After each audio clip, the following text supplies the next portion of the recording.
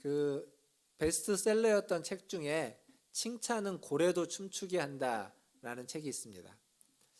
그 책의 저자는 범고래라고 하는 그 고래가 이제 공연하는 장면을 보고서 칭찬이 가져다주는 어떤 긍정적인 효과, 또 어떤 관계, 그리고 동기부여 이런 것들을 아주 재밌게 깨달은 점을 풀어낸 책인데, 사실 칭찬보다 우리는 이렇게 지적하는 게 더 능합니다.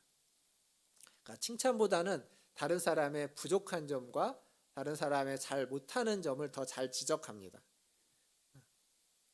근데 이 지적할 때 뭐 악의를 가지고 지적하는 경우도 있겠지만, 그런 경우라기보다는 의도가 있죠. 그 사람이 이 부분만 좀 잘하면 더 좋아질 것 같으니까, 이 부족한 것만 조금 메우면 더 지금보다 훨씬 더 좋은 모습, 또 좋은 일을 할 수 있을 것 같아서 그걸 부족한 걸 이야기하고 조금 잘못한 것들을 지적하는 겁니다. 근데 문제는 지적하는 사람은 그런 마음과 그런 선한 의도였을지 모르나, 지적을 당하는 사람은 전혀 다르게 느낀다는 겁니다.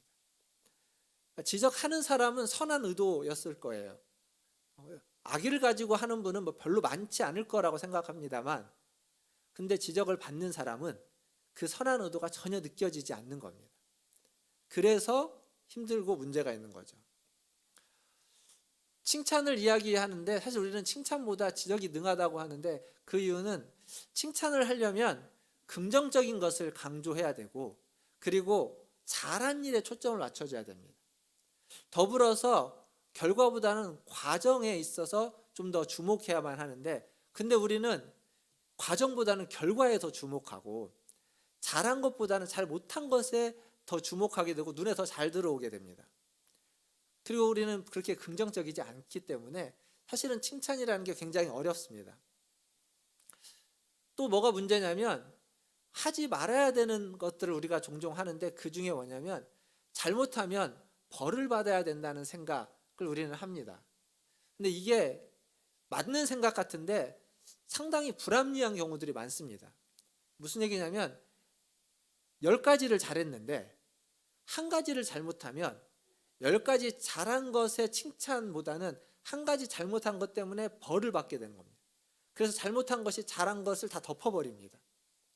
근데 칭찬이라는 건 잘한 10가지를 칭찬함으로써 잘못했던 한 가지를 덮어버릴 수 있어야 되는데, 우리는 그런 경우들은 별로 많지 않고 잘못한 것을 지적함으로써 잘한 것을 덮어버리는 그러한 경우들이 많다라는 거죠. 사랑하는 성도 여러분, 최근에 여러분 칭찬받아 보신 적 있으십니까? 누군가에게 여러분이 칭찬받아 보셨습니까? 여러분을 움직이게 하는, 여러분을 춤추게 하는 그러한 칭찬 최근에 받아보신 적 있으신가요? 반대로 이렇게 한번 또 질문해 보겠습니다. 그러면 최근에 여러분은 누군가를 칭찬해 보신 적이 있으십니까? 누군가의 그 어떤 사람의 결과가 아닌 그 사람의 모습, 그 사람의 과정, 잘못한 것도 있지만 그 사람의 잘한 것을 보면서 잘했다라고 칭찬하신 적이 있으신가요? 사실 우리는 칭찬을 받아본 적도 별로 없을 것이고 칭찬을 한 적도 별로 없을 겁니다. 반면 칭찬 말고 다른 건 많이 하고 받았을 수도 있습니다. 하나님을 믿는 성도에게 있어서 하나님께 칭찬받는 것, 그것만큼 귀한 건 없을 겁니다. 하나님을 믿으면서 하나님께 칭찬받고 싶지 않은 사람은 아무도 안 계실 겁니다. 하나님께 칭찬을 받으면 어떻게 될까요? 아마 너무 감사하고 기쁘고 뿐만 아니라 우리의 자존감이 높아질 겁니다. 그리고 그 칭찬은 우리의 인생을 바꿔줄 겁니다. 어떤 사람은 이런 얘기를 하더라고요. 칭찬 한마디면 칭찬 한마디가 나에게 2달간의 살 힘을 준다 라고 말하는 사람도 있습니다. 그러니까 그 사람은 1년 동안 살 힘이면 칭찬 6마디면 되는 겁니다. 그만큼 한마디의 칭찬이 우리에게 있어서 얼마나 가치 있는 것인지 모르겠습니다. 칭찬의 위력이죠. 하나님은 이러한 칭찬의 위력을 알기에 우리에게 격려하시고 위로하시고 칭찬하시고 그리고 우리를 믿어주는 겁니다. 오늘 예배가 마치고 여러분이 오늘 하루를 보내면서 교회 안에서든 혹은 돌아가셔서 가정에서든 또 혹은 돌아가셔서 동네 주민을 만나시는 이웃을 만나셨을 때에든 그 사람을 칭찬해주는 그러한 어떤 하루를 보내면, 누군가를 칭찬해주는 하루를 보내면 더없이 좋을 것 같습니다. 사실 오늘 우리가 읽었던 본문에 등장하는 욥은 하나님께 칭찬받은 사람입니다. 하나님께 칭찬을 받았는데 칭찬만 받은 것은 아닙니다. 욥기 1장에서 하나님은 욥을 칭찬합니다. 직접 칭찬하진 않고, 욥을 불러다가 욥에게 직접 칭찬하진 않고 간접적으로 칭찬을 하죠. 하나님의 아들들과 사단 앞에서 욥을 높입니다. 욥을 칭찬합니다. 칭찬하면서 욥을 자랑하죠. 사단에게. 1장 8절에 보니까 이렇게 자랑합니다. 여호와께서 사단에게 이르시되 내가 내 종 욥을 주의하여 보았느냐. 그와 같이 온전하고 정직하여 하나님을 경외하며 악에서 떠난 자는 세상에 없느니라. 자, 여기에서 하나님이 욥을 칭찬하는데 욥을 어떻게 칭찬하냐면 그가 무슨 일어났던 업적이나 그가 어떤 성공적인 일을 한 것이나 그가 누군가에게 뭔가 기특한 일을 한 일을 가지고 칭찬하지 않습니다.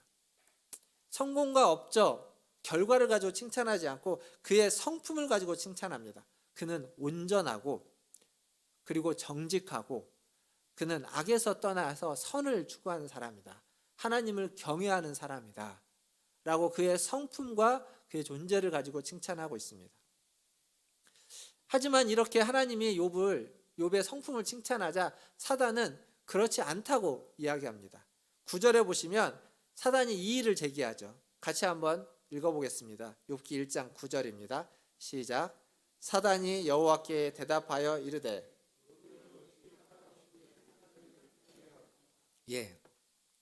사단이 이의를 제기하는 겁니다. 까닭 없이, 이유 없이 욥이 하나님을 경외하겠습니까? 이유가 있다는 거죠. 그 뒤에 10절과 11절을 보면 그 이유를 사단은 뭐라고 말하냐면 하나님이 그의 집과 그리고 그에게 많은 소유물을 주셨기 때문에 욥은 하나님을 경외하는 것입니다. 라고 하면서 그 이유를 댑니다. 그래서 이렇게 덧붙이는 거죠. 만약 그 이유가 사라지면, 그 집과 소유물이 그에게서 사라지면 욥도 하나님을 원망하고 하나님을 욕할 것입니다. 사실 이유가 있어서 찬양을 하면 그 이유가 사라지면 찬양하지 않을 겁니다. 누군가를 사랑해도 어떤 이유가 있었어. 그 이유 때문에 누군가를 사랑한다면 그 사랑하는 이유가 사라져버리면 그 사랑도 쉽게 사라져버릴 겁니다.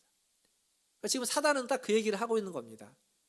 이유 없이 하나님을 경외하는 게 아닌데 그 이유인 집과 소유물을 하나님이 빼앗아가 버리면 그가 하나님을 경외하지 않을 겁니다. 원망하고 욕할 겁니다. 라고 이야기하는 거죠. 이런 사단의 도전에 하나님이 그냥 무시하면 좋을 텐데 무시하지 않고 받아줍니다. 한번 해보라고 하는 거죠. 사실 욥은요 굉장히 억울합니다. 하나님이 한번 해보라고 해서 고난을 당하는 거거든요. 하나님이 사단에게 그 소유물을 마음대로 해보라고 하는 겁니다. 그의 몸은 해하지 못하도록 하되 그가 사랑하고 있고 그에게 주어졌던 여러 가지 것들을 네가 마음대로 해보라고 합니다. 사단은 그래서 하나님께 칭찬을 받은 욥을 공격하기 시작하는 거죠.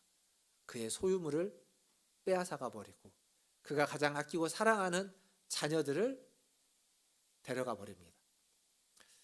사랑하는 성도 여러분, 하나님을 경외하는 사람도 하나님께 사랑받고 칭찬받는 사람도 고난을 당할 수 있습니다. 하나님을 경외하기 때문에 고난에서 면제가 되는 것이 아니고 하나님의 칭찬을 받았다고 해서 고난이 없는 게 아니라는 것을 우리는 오늘 여기 말씀에서 알 수 있습니다. 하나님이 인정하지만 하나님께 인정을 받았지만 그럼에도 불구하고 고난과 역경이 찾아올 수 있다는 겁니다. 그러니까 고난과 역경은 우리의 허물 때문이거나 우리의 죄악 때문이거나 우리가 문제가 있어서 우리에게 주어지는 것이 아니라 우리가 문제가 없고 우리가 허물이 없고 우리가 온전해도 얼마든지 우리에게 고난이 찾아올 수 있고 역경이 찾아올 수 있고 고통이 찾아올 수 있다는 겁니다. 때로는 하나님이 우리를 연단하기 위해서 또 그러한 고난과 고통을 우리에게 주기도 하는 겁니다. 어쨌거나 이렇게 해서 욥은 거센 폭풍을 맞게 되는 거죠. 자기의 모든 소유를 다 잃어버리게 되고 자기가 사랑하는 자기의 자녀들을 다 잃어버리게 됩니다. 그 과정을 욥이 거쳐오고 있는 그 과정을 하나님과 사단이 다 지켜보고 있습니다. 오늘 우리가 읽었던 본문은 그 과정을 견뎌내고 있는 욥이 어떠한 마음과 어떠한 태도로 지금 그 시간들을 견뎌왔는지를 이야기해주고 있습니다. 다시 한번 오늘 본문을 좀 보도록 하겠습니다. 20절부터 22절까지인데 제가 한번 읽어보겠습니다. 잘 눈으로 따라와 보시면 좋겠습니다. 20절입니다. 욥이 일어나 겉옷을 찢고 머리털을 밀고 땅에 엎드려 예배하며 이르되 내가 모태에서 알몸으로 나왔사온즉 또한 알몸이 그리로 돌아갈지라. 주신 이도 여호와시오 거두신 이도 여호와시오니 여호와의 이름이 찬송을 받으실지어다 하고 이 모든 일에 욥이 범죄하지 아니하고 하나님을 향하여 원망하지 아니하니라. 지금 욥은 하나님을 찬송하고 있습니다.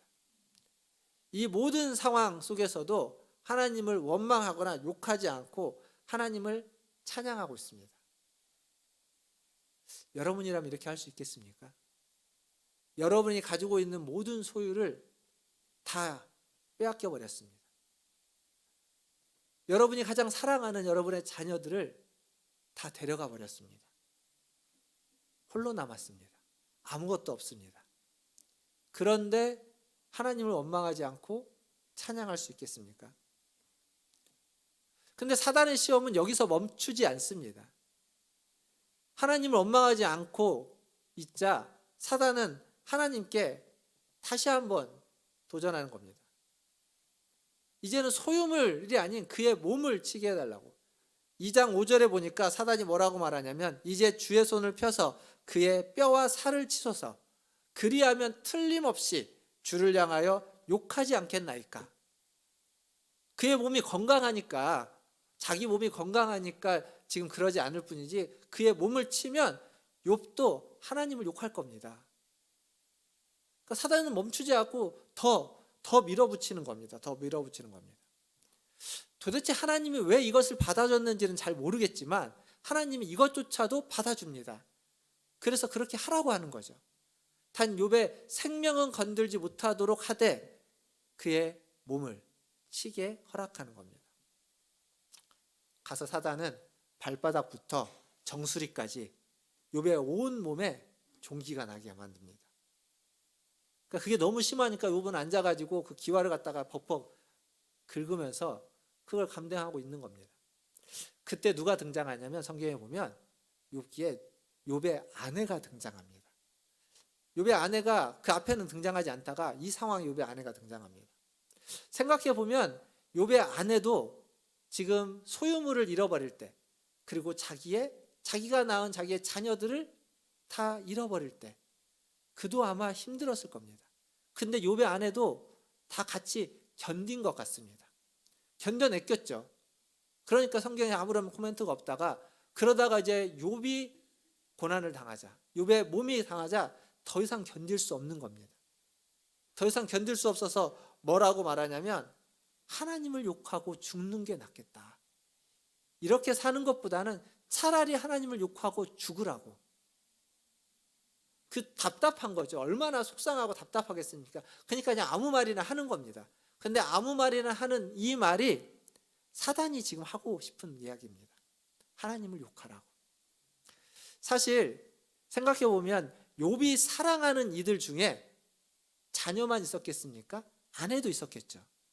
근데 사단이 자녀들은 다 데려갔는데 아내는 안 데려갔습니다. 왜 안 데려갔을까요? 이때를 위해서입니다. 그러니까 사단이 숨겨둔 한 수가 욥의 아내였습니다.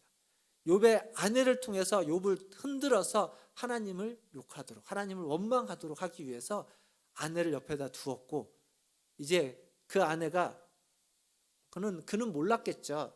사단이 그걸 원한다는 걸 전혀 몰랐겠지만 그 사단이 원하는 대로 지금 욥을 흔들고 있는 겁니다. 이 정도 되면 흔들릴만 합니다. 우리라면 아마 이전에 흔들렸을 것이고 이 상황 되면 뭐라도 다 했을 겁니다. 그런데 욥은 이 상황에서 넘어가지 않습니다. 욥이 뭐라고 말하는지 아십니까? 욥이 아내에게 이렇게 이야기합니다. 욥기 2장 10절 한번 같이 읽어보겠습니다. 이건 꼭 우리가 읽어봐야만 하는 말씀입니다. 욥기 2장 10절입니다. 같이 읽겠습니다. 시작. 그가 이르되 그대의 말이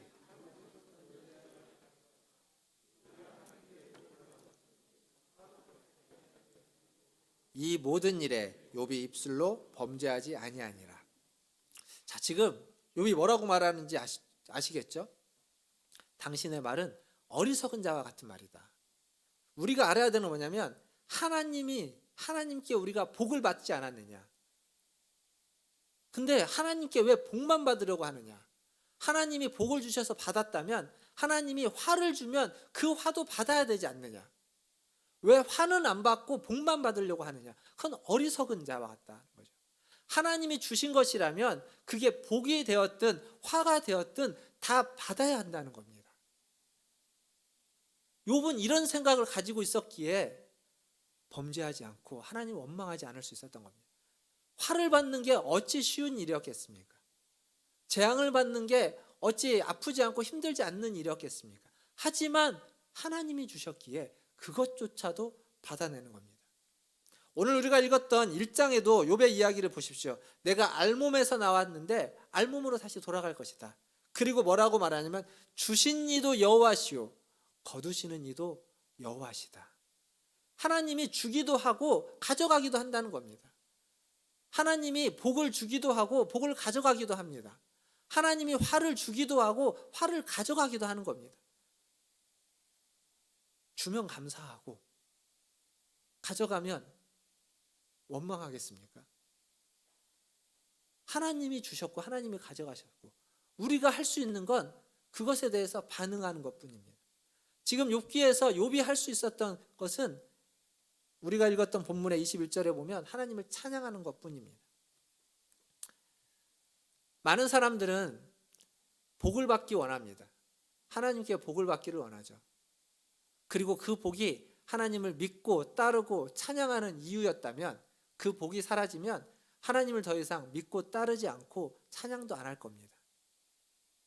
근데 그게 그래서 하나님을 찬양하고 하나님을 믿고 따르는 이유가 되어서는 안 됩니다. 결과적으로 우리에게 주어지는 은혜가 될 수는 있을지언정 그게 우리가 하나님을 믿는 이유일 수는 없습니다. 만약 그게 이유가 되어버리면 우리는 그것을 하나님이 가져갔을 때 하나님을 원망할 수밖에 없고 하나님을 버릴 수밖에 없습니다. 지금 욥이 보여주는 건 그게 아니라는 거죠. 복도 재앙도 다 하나님이 주시는 것이라면 우리가 할 수 있는 건 그것이 아니라 다른 것 하나밖에 없다는 겁니다. 1장 21절 오늘 본문에 말했던 것처럼 하나님을 찬송하는 것. 우리가 할 수 있는 일은 그거밖에 없다는 겁니다. 이것을 잘 보여주고 있는 말해주고 있는 찬양이 있습니다. CCM에 있는 아주 짧은 찬양인데 가사도 너무 간단합니다. 아주 짧습니다. 내가 할 수 있는 것은 오직 감사와 기도 두 손을 높이 들고 주께 찬양하네. 이게 전부입니다. 다른 얘기가 하나도 없습니다. 내가 할 수 있는 것은 감사하고 기도하는 것. 오직 하나님만 찬양하는 것. 그게 우리가 할 수 있는 유일한 겁니다.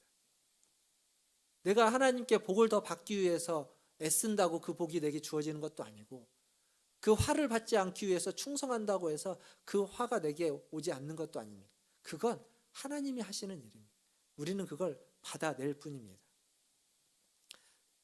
사랑하는 성도 여러분, 신앙생활 하면서 우리가 할 수 있고 우리가 해야만 하는 것은 감사하고 기도하고 찬양하고 경배하는 것. 이게 우리가 할 수 있는 것이고 해야만 하는 일입니다.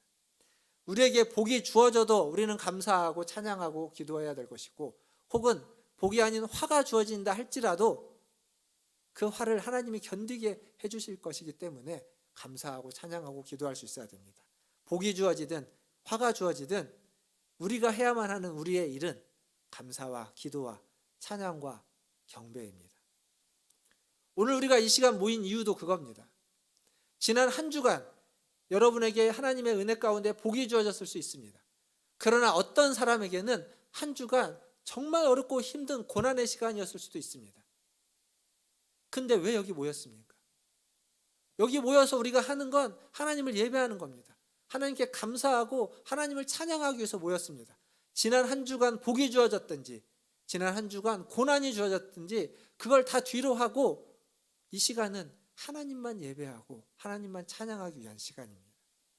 그리고 이 시간 하나님만 예배하고 하나님만 찬양했다면 우리가 다음 주 이 또 한 주를 살아낼 때 그 한 주 동안 하나님 우리에게 복을 주시든지 우리에게 어려운 고난을 주시든지 그것을 받아낼 힘을 우리는 얻을 수 있을 겁니다. 그리고 또 다른 주에는 와서 또 하나님을 예배하는 겁니다. 우리가 모인 이유가 그것입니다.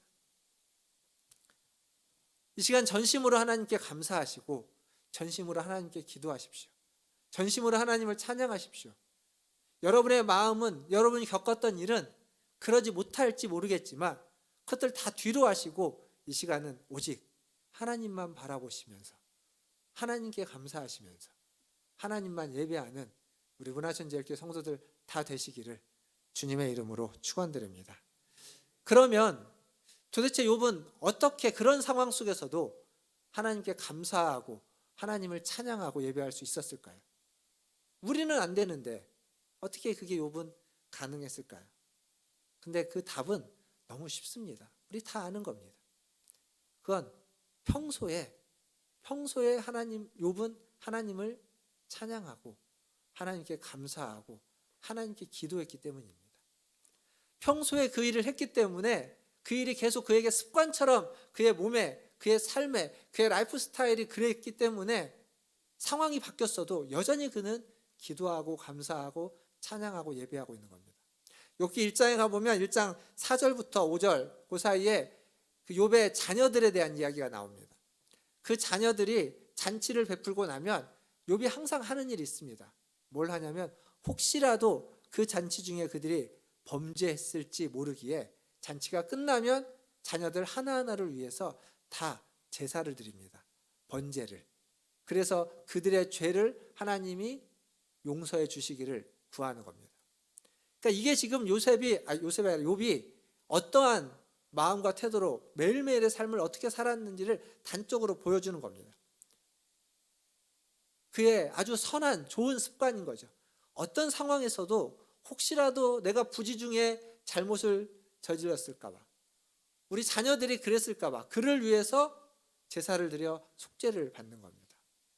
하나님 앞에 용서를 구하는, 그게 그의 평소의 삶의 자세였고 태도였고 라이프 스타일이었습니다. 사랑하는 성도 여러분, 여러분은 평소에 어떤 습관을 가지고 계십니까? 말씀을 보고 기도하는데 우리 많은 성도님들이 좋은 습관을 가지고 있다는 걸 압니다. 아침에 일찍 일어나자마자 말씀을 보고 기도하십니다. 통독을 하는데 통독 해야 되는 말씀 분량을 아침 6시면 다 읽으시고 완료하시는 분들이 있으십니다. 그만큼 좋은 습관을 갖고 있습니다.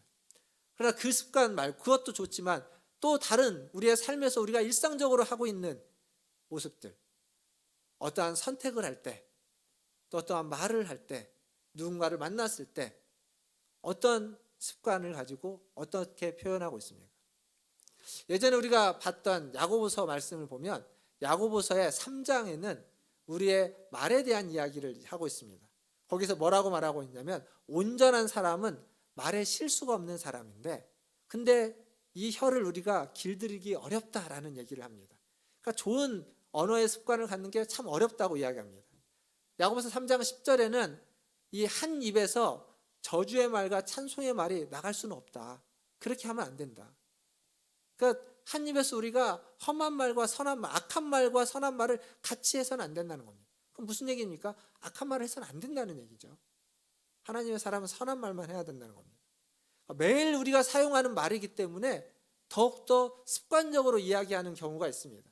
나도 모르게 이야기합니다. 근데 그 말이 어떠한 것인지 우리는 돌아봐야만 합니다. 이게 말만 그런 게 아닙니다. 우리의 행동도 마찬가지입니다. 우리의 행동하는 것, 누군가를 바라보는 모습, 우리의 표정, 태도, 이것들이 나도 모르게 표현되어지고 나도 모르게 나타나고 있는데 그것들을 우리는 조심해야 됩니다.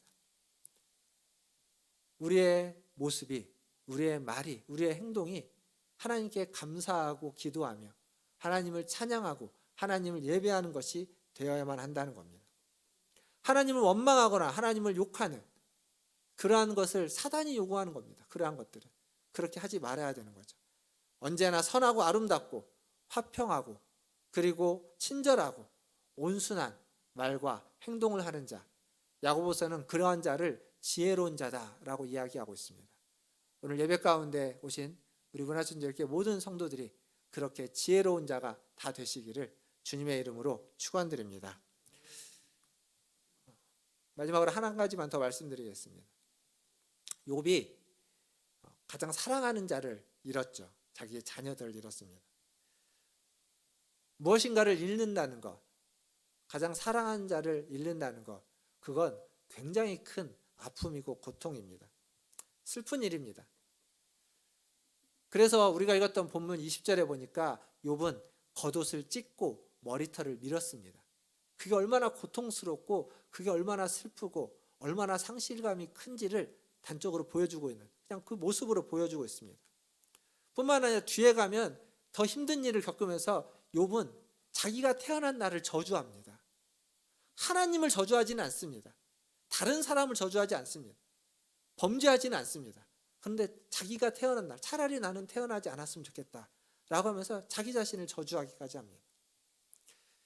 욥의 이렇게 힘든 마음을 더 힘들게 한 사람이 있습니다. 그게 누구냐면 욥의 친구들입니다.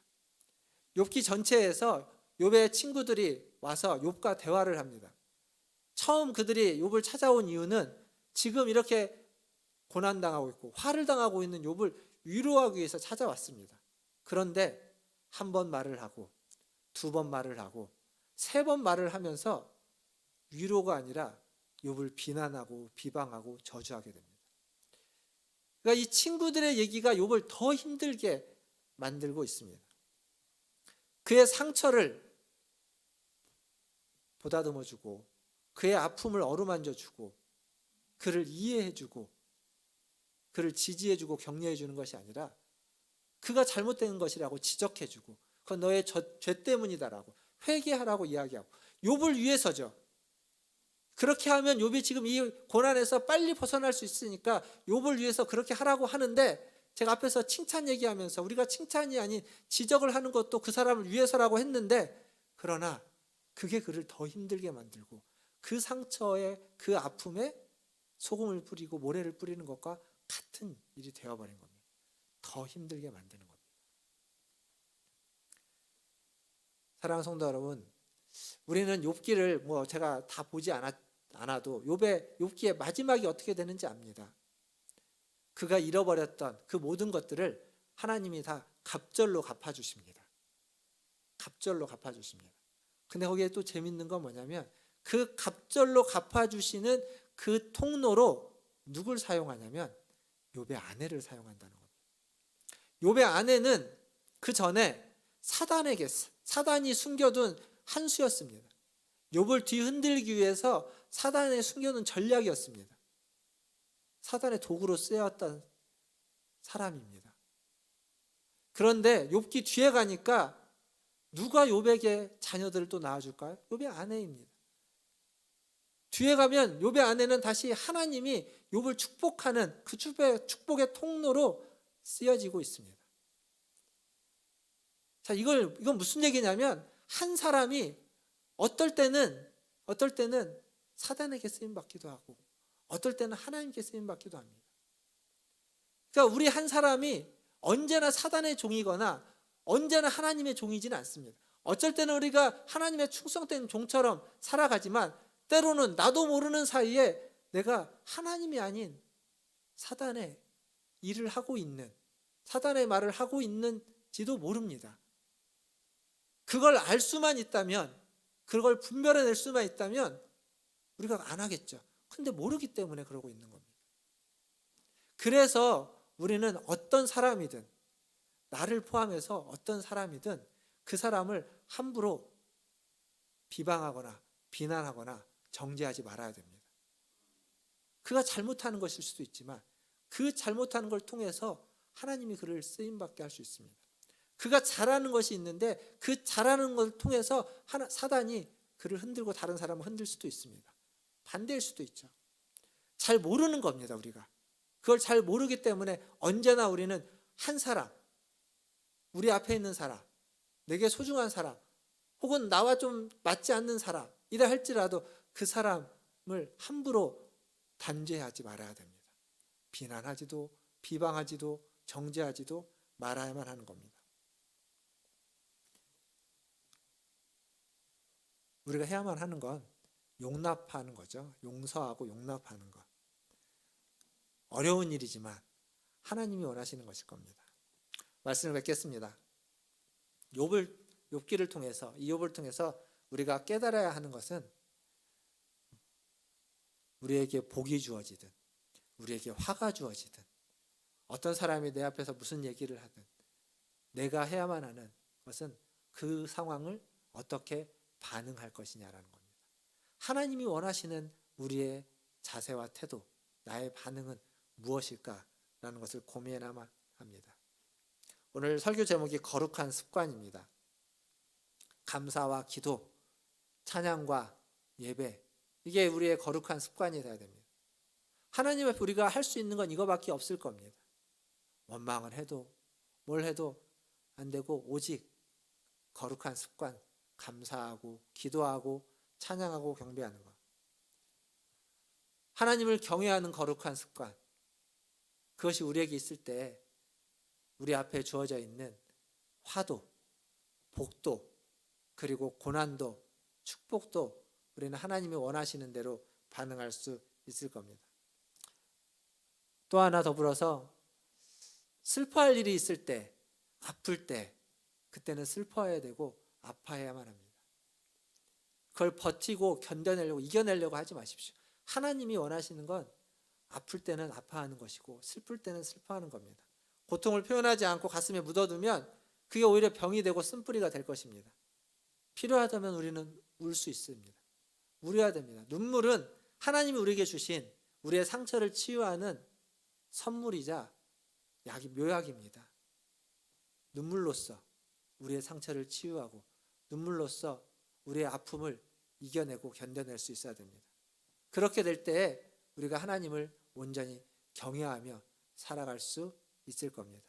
오늘 이 예배 가운데 오신 우리 성도 여러분, 오늘 이 말씀을 통해서 여러분의 돌아오는 한 주가 하나님과 함께하며 여러분에게 복이 주어지든 여러분에게 고난과 어려움이 있든지 그것을 잘 이겨내고 견뎌낼 수 있는 위로와 힘이 되기를 바랍니다. 뿐만 아니라 힘들고 어려울 때, 마음속에 아픔이 있고 상처가 있을 때 기도가 잘 안 되죠. 그때 아무것도 안 될 겁니다. 그럴 때는 그냥 하나님 앞에 나와 그냥 가슴을 치며 우는 겁니다. 눈물을 흘리는 겁니다. 그 눈물이 여러분의 상처를 감싸주고 또 감싸주고 또 감싸줘서 조금씩 회복되어지고 치유되게 만들어줄 줄 믿습니다. 그렇게 또 하루하루를 살아가시고 한 주를 살아가시는 우리 문화촌제일교회 성도님들 다 되시기를 주님의 이름으로 축원드립니다. 기도하겠습니다. 오늘 말씀을 통해서 우리가 함께 기도하고 싶은 건 우리가 하나님 앞에 거룩한 습관을 갖기를 원합니다. 찬송하고 기도하고 감사하고 예배하는 이러한 신앙적인 것뿐만 아니라 우리의 말과 우리의 행동과 우리의 선택과 우리의 표정과 우리의 모든 것들이 하나님 보시기에 거룩하게 그러한 습관으로 우리 안에 자리 잡기를 원합니다. 더 나아가서 아프고 힘들고 어려우신 분들이 있으십니까? 눈물을 흘리실 수 있기를 바랍니다. 그 눈물이 여러분의 아픔과 고통을 치유하시고 회복해 주시는 하나님의 은혜의 선물입니다. 그 아픔 속에서 하나님의 은혜가 여러분을 다시 회복시켜주는 그러한 은혜가 있기를 우리 다 같이 기도하면서 하나님 앞에 나가겠습니다. 하나님 앞에 기도하겠습니다.